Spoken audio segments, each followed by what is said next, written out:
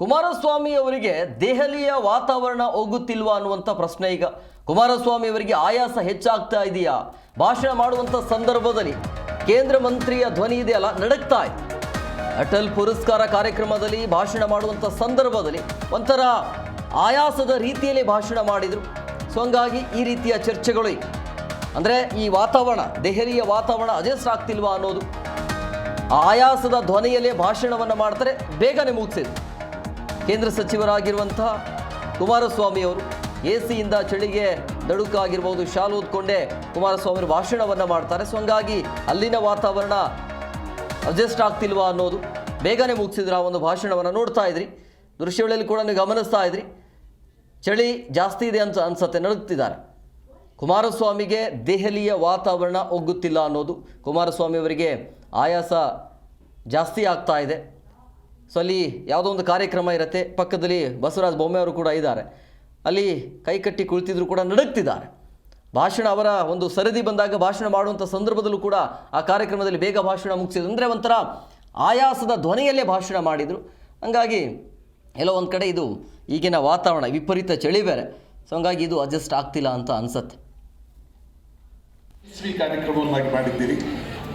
ಕಾರ್ಯಕ್ರಮದ ಯಶಸ್ಸಿಗೆ ನೀವು ಹಲವಾರು ಜನ ರಾಜ್ಯರು ಹಲವಾರು ದಿನ ಚರ್ಚೆಗಳನ್ನು ನಡೆಸಿ ಈ ದಿನ ಅದರ ಅಂತಿಮ ಸುತ್ತಿನ ಮಾತುಕತೆಗಳಿಂದಾಗಿ ಈ ಸಭಾಂಗಣಕ್ಕೆ ಈ ಬಗ್ಗೆ ಮತ್ತಷ್ಟು ಮಾಹಿತಿ ನೀಡ್ತಾರೆ ನಮ್ಮ ಪ್ರತಿನಿಧಿ ಜನಾರ್ದನ್ ಹೆಬ್ಬಾರ್ ಫೋನ್ ಸಂಪರ್ಕದಲ್ಲಿದ್ದಾರೆ.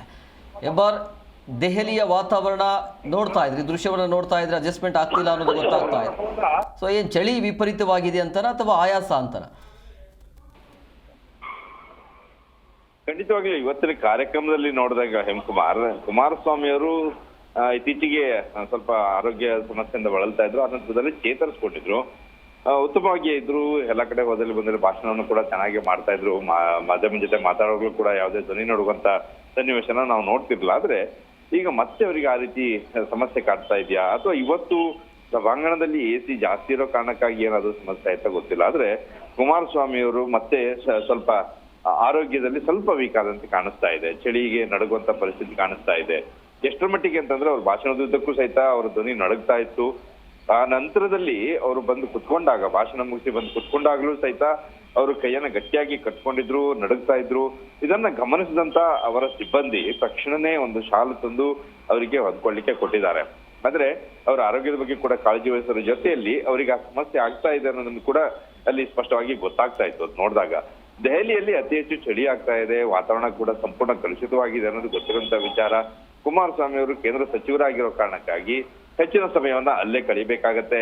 ಇದು ಅವರ ಆರೋಗ್ಯದ ಮೇಲೆ ಒಂದಷ್ಟು ಪರಿಣಾಮ ಬೀರ್ತಾ ಇದೆಯಾ ಅಂತೇಳಿ ಇಲ್ಲಿ ಅನುಮಾನ ಮೂಡ್ತಾ ಇದೆ. ಅವರ ಇವತ್ತಿನ ಆರೋಗ್ಯ ಸ್ಥಿತಿಯನ್ನ ಗಮನಿಸಿದಾಗ ಅವರು ಮಾನಸಿಕವಾಗಿ ಗಟ್ಟಿಯಾಗೇ ಇದ್ದಾರೆ, ಏನ್ ಸಮಸ್ಯೆ ಇಲ್ಲ ಅಂತೇಳಿ ಚೇತರಿಸ್ಕೊಂಡಿದ್ದಾರೆ, ಆರೋಗ್ಯವಾಗಿ ಇದ್ದಾರೆ, ಕೆಲವೊಂದು ಹಾಸ್ಪಿಟ್ಲಿಗೆ ಹೋಗಿ ಬಂದಿದ್ದಾರೆ, ಎಲ್ಲವೂ ಕೂಡ ಆಗಿದೆ. ಆದಾಗ್ಯೂ ಸಹಿತ ಅವರು ಚೇತರಿಸ್ಕೊಳ್ತಾ ಇರುವಂತ ಈ ವೇಳೆಯಲ್ಲಿ ದೆಹಲಿಯ ವಾತಾವರಣ ಅವರಿಗೆ ಇನ್ನಷ್ಟು ಸ್ವಲ್ಪ ತೊಂದರೆ ಕೊಡ್ತಾ ಇದೆಯಾ ಅನ್ನೋಂತ ಕಾಣಿಸ್ತಾ ಇತ್ತು. ಇವತ್ತಿನ ಸಂದರ್ಭವನ್ನ ನೋಡಿದಾಗ ಭಾಷಣದುದ್ದಕ್ಕೂ ಸಹಿತ ಅವ್ರು ನಡುಗ್ತಾ ಇದ್ರು, ಅವ್ರು ಮಾತಾಡುವಾಗ ನಡುಗ್ತಾ ಇದ್ರು. ಹೆಚ್ಚಿನ ಸಮಯ ನಿಂತು ಮಾತಾಡೋದು ಕೂಡ ಕಷ್ಟ ಅನ್ನುವಂತ ರೀತಿಯಲ್ಲಿ ನಮ್ಗೆ ಭಾಸ ಆಗ್ತಾ ಇತ್ತು.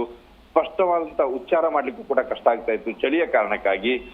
ಹಾಗಾಗಿ ಕುಮಾರಸ್ವಾಮಿ ಅವರ ಆರೋಗ್ಯದ ಮೇಲೆ ದೆಹಲಿಯ ವಾತಾವರಣ ಪರಿಣಾಮ ಬೀರದಂತೆ ಕಾಣಿಸ್ತಾ ಇದೆ. ಹೇಮಕುಮಾರ್, ಅದು ಇವತ್ತಿನ ದೃಶ್ಯದಲ್ಲಿ ಅವ್ರನ್ನ ನೋಡಿದಾಗ, ಅಲ್ಲಿ ಸಂದರ್ಭವನ್ನು ನೋಡಿದಾಗ ಹಾಗೆ ಅನ್ಸ್ಲಿಕ್ಕೆ ಆರಂಭ ಆಗ್ತಾ ಇತ್ತು. Hemakumar, okay, thank you Janardhan, ನಿಮ್ಮೆಲ್ಲ ಡೀಟೇಲ್ಸ್ಗಾಗಿ. ರಾಜ್ಯರು ಹಲವಾರು ದಿನ ಚರ್ಚೆಗಳನ್ನು ನಡೆಸಿ ಈ ದಿನ ಅದರ ಅಂತಿಮ ಸುತ್ತಿನ ಮಾತುಕತೆಗಳಿಂದಾಗಿ ಈ ಸಭಾಂಗಣಕ್ಕೆ ತಾವು ಬಂದಿದ್ದೀರಿ. ಈ ಕಾರ್ಯಕ್ರಮವನ್ನ ಅತ್ಯಂತ ಯಶಸ್ವಿ ಕಾರ್ಯಕ್ರಮವನ್ನಾಗಿ ಮಾಡಿದ್ದೀರಿ. ಕಾರ್ಯಕ್ರಮದ